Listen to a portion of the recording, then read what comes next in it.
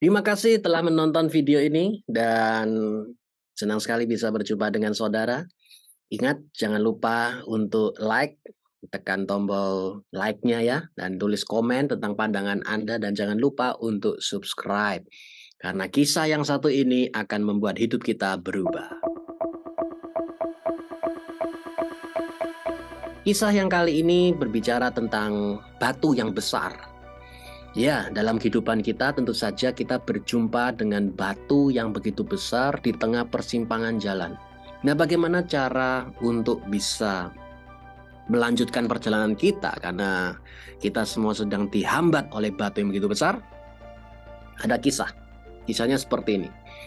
Pada zaman dahulu ada seorang raja yang senang pergi keluar dari istananya dia dan mengamati rakyatnya. Karena di situ dia menemukan suatu pemahaman dan kebahagiaan sendiri. Dia bisa mengamati karakter orang yang berbeda-beda dan dia bisa mengamati tindakan dari orang yang berbeda-beda juga. Karena dia adalah seorang raja, maka dia harus mengetahui bagaimana cara mengelola lebih baik lagi. Nah, suatu hari dia memutuskan untuk menaruh sebuah batu besar di persimpangan jalan. Lalu dia bersembunyi di semak-semak. Jadi ada persimpangan jalan, tempat jalan yang begitu ramai sekali banyak orang. Nah, malam hari dia naruh batu yang begitu besar supaya orang tidak bisa lewat di situ.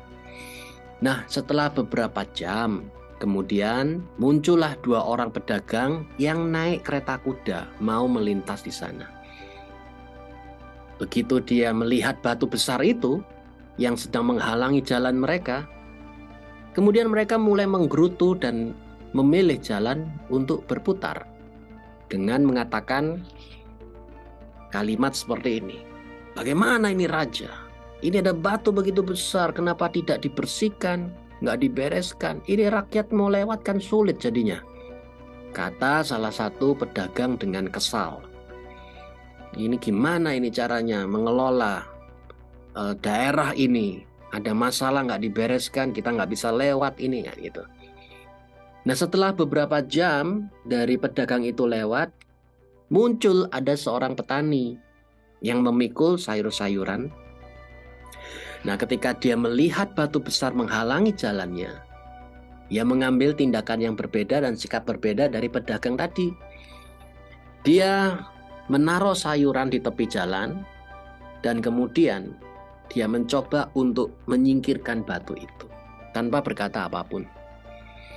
Lalu yang terjadi, batu besar itu sedikit demi sedikit bisa digeser pelan-pelan dan akhirnya jalan kembali normal. Orang bisa melintasi satu tanpa terhalangi oleh batu yang ada di sana.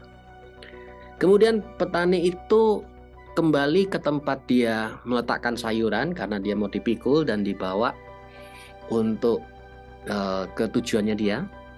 Dan ternyata dia menemukan sekantong koin emas berserta dengan sebuah catatan dari raja.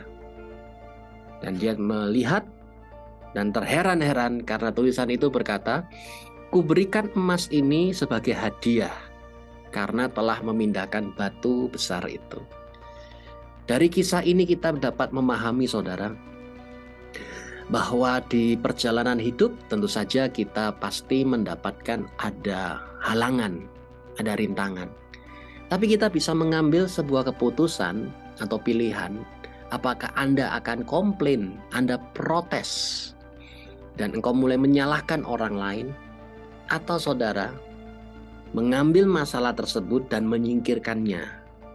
Ya. Di situ kita dapat memahami, saudara, bahwa di balik daripada masalah yang sedang kita lihat, tersedia ada satu berkat yang sudah Tuhan siapkan buat kita semua. Jadi jangan banyak komplain, jangan banyak protes.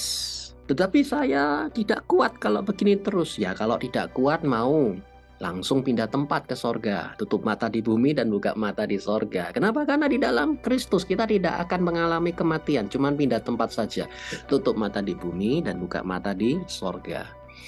Ya, jadi masalah besar dikecilkan, masalah kecil dihilangkan. Kalau nggak ada masalah, jangan cari-cari masalah. Hidup dibuat simple aja, hidup dibuat sederhana, saudara. Karena kalau kita mau buat jadi sulit, ya bisa saja, tapi buat apa? Jadi ketika Anda melihat ada satu kain yang warna putih, dan di situ ada noda warna hitam di situ. Kenapa fokus kita hanya kepada masalah yang ada, kepada noda hitam, dan kita tidak melihat kepada warna putih yang sudah ada di sekitarnya? Jadi, melalui kisah yang baru saja Anda dengar, pada momen kali ini, masalah apa yang menghambat engkau? Tetapi masalah itu muncul gara-gara orang itu. Ya, tadi itu juga batu besar itu bukan muncul sendiri, tetapi ada orang meletakkannya di situ. Dan orang itu adalah rajanya sendiri, saudara. Ya kan? Kita kalau mau berpikiran negatif ya bisa saja dengan berkata, jangan-jangan raja mau menghambat bisnisku. Jangan-jangan dia mau mematikan rezekiku. Bisa. Ya kan? Tapi sekali lagi, kalau Anda fokus kepada masalah, maka masalah itu yang akan datang kepada saudara. Kalau saudara fokus kepada solusi, maka kesempatan untuk bisa kita keluar dari masalah itu akan semakin dekat, dan saudara semuanya akan keluar sebagai orang yang berkemenangan. Hidup adalah penuh dengan soal cerita. Setiap kali kita menjalani hidup, pasti ada soal cerita yang muncul. Nah, bagaimana cara menjawabnya? Itu yang terpenting.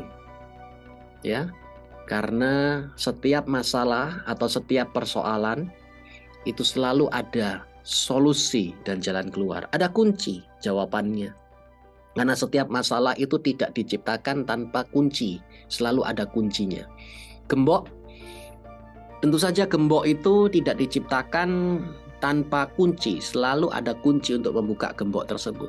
Demikian pula dengan kehidupan kita, di mana kita harus sadar bahwa setiap masalah yang datang dalam kehidupan kita selalu ada jawaban dan solusinya.